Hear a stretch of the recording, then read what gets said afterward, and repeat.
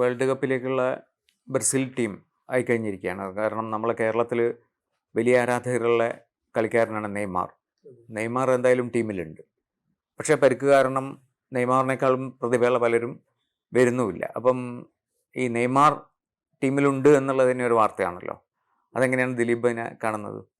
ഞാൻ 2 മാസം മുമ്പ് എന്നോട് ചോദിച്ചാൽ ഞാൻ ഉണ്ടാവില്ല എന്നായിരുന്നു പറയുക. എന്ന് വെച്ചാൽ അതാരും ശരിക്കും ആരും പ്രതീക്ഷിച്ചിട്ടില്ല. ഇപ്പം കഴിഞ്ഞ 3 സീസണായിട്ട് 2023-24 സീസൺ തുടങ്ങിയപ്പോൾ തൊട്ട് 50 കളി മാത്രമേ നെയ്മർ കളിച്ചിട്ടുള്ളൂ. പരിക്കുകൾ കാരണം 2023 അവസാനമാണ് മുട്ടിൽ സർജറി ചെയ്യേണ്ടത്. പിന്നെ ഇപ്പോൾ ഒരു കണക്കിന് താൻ പ്രയത്നിച്ചിട്ടുള്ളതിനൊരു പ്രതിഫലം പോലെയാണ് ഇത് കിട്ടിയിട്ടുള്ളത്. കഴിഞ്ഞ സീസൺ അവസാനം സാന്റോസ് റെലിഗേഷൻ ആവേണ്ട ഒരു ടീമായിരുന്നു. നെയ്മറിന്റെ ഗോൾസ് കാരണം രക്ഷപ്പെട്ടു, 4 പോയിന്റ് മേലെ ഫിനിഷ് ചെയ്തു. ഈ സീസണും സാമാന്യം മോശമാണ്, റെലിഗേഷൻ സോണിന്റെ തൊട്ട് മേലെയാണ്. പക്ഷെ 8 കളിയിൽ 4 ഗോൾ അടിച്ചിട്ടുണ്ട്. ഇപ്പൊ ഈ 28 കളി കാരണം മാത്രം ടീമിലെടുത്തിട്ടുണ്ടെന്ന് പറയാം. കഴിഞ്ഞ സീസൺ അവസാനവും ഈ സീസണിന്റെ ആദ്യത്തെ പ്രദർശനവും കാരണം. പിന്നെ ചെൽസിയുടെ എസ്റ്റവ പരിക്കായിട്ട് ഹാംസ്ട്രിങ് പ്രോബ്ലമായിട്ട് പുറത്താണ്. അപ്പൊ ആ ഒരു എന്താ പറയുക, ഒരു എക്സ് ഫാക്ടർ പ്ലെയറെ കിട്ടാൻ വേണ്ടി വിനീഷ്യസ് ഉണ്ട്. എൻട്രിക്ക് വളരെ അനുഭവം ഇല്ലാത്തൊരു കളിക്കാരനാണ്. പിന്നെ ബോൺമത്തിന്റെ റയാനൊക്കെ ഇതേപോലെ വളരെ ചെറുപ്പാണ്, ഈ ലെവലിലൊന്നും കളിച്ച ശീലമില്ല.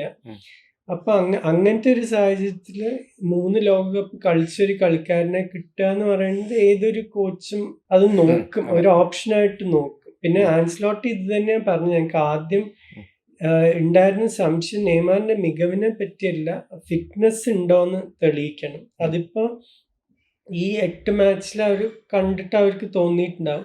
പക്ഷെ ഒരു വലിയൊരു റിസ്ക് ആണ്. പക്ഷെ ഇപ്പൊ ഒരു എൻട്രിക്ക്, റയാൻ, വിനീഷ്യസ്, പിന്നെ നെയ്മാറൊക്കെ കൂടി വരുന്ന സമയത്തെ പ്രോസ്പെക്ട്സ് തന്നെ ഒന്ന് ഉയർന്നിട്ടുണ്ടാവൂലേ ഈ ബ്രസീലിന്റെ?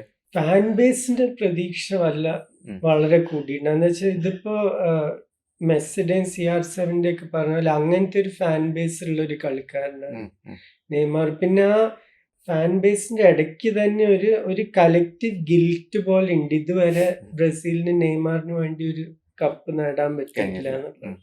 അതാ 2014 ശരിക്കും ഏറ്റവും നല്ല ചാൻസ്. പക്ഷെ ആ ക്വാർട്ടർ ഫൈനലിൽ പരിക്കായിട്ട് ജർമ്മനിയോട് 7-1 തോൽക്കുമ്പോ നെയ്മാർ ഇല്ല. അപ്പൊ ആ ഒരു കലക്റ്റീവ് ഗിൽറ്റ് ഉണ്ട് ഇപ്പോഴും. ഇത്രയും മികച്ചൊരു കളിക്കാരൻ പെലേയുടെ ഒന്നും അധികം ഗോൾ അടിച്ചിട്ടുണ്ട്. ഇപ്പൊ 79 ഗോളായി ബ്രസീലിന് വേണ്ടി.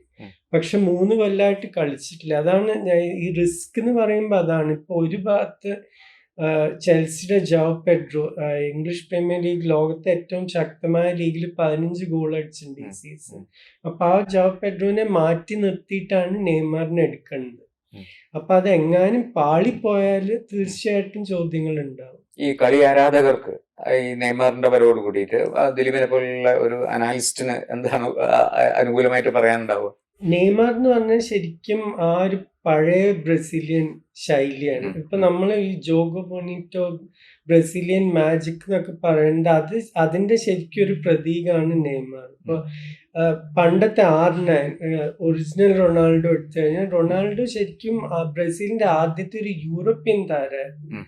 ആ ശൈലി, ഡ്രിബ്ലിങ്ങും ഇതൊക്കെ ഉണ്ട്, പക്ഷെ വളരെ ഫിസിക്കൽ, ഡയറക്റ്റ്, ഫാസ്റ്റ്, ആ ഒരു ശൈലി കുറെ യൂറോപ്യൻ ഫുട്ബോളിന്ന് വന്നൊരിതാണ്.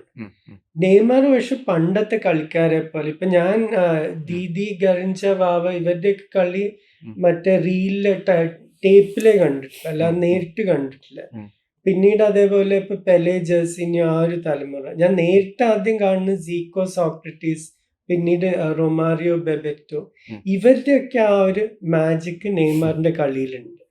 അതാണ് ഫാൻസിന് ആ ഒരു കണക്ഷൻ. എന്താ വെച്ചാൽ ശരിക്കും ഇപ്പൊ ബ്രസീലിയൻ വേ എന്ന് പറഞ്ഞ ആ ഒരു ശൈലിയിൽ കളിച്ചിട്ട് 10-20 കൊല്ലമായി ശരിക്കും. അപ്പൊ ശരിക്കും നെയ്മാർ ഒരു നൊസ്റ്റാൾജിയാണ്, ആ ഒരു പണ്ടത്തെ ഒരു രീതിയിൽ കളിക്കണ ഒരു കളിക്കാരൻ. അപ്പൊ അത് കാരണം ആൾക്കാർക്ക് ഒരു കൗതുകമാണ് ശരി.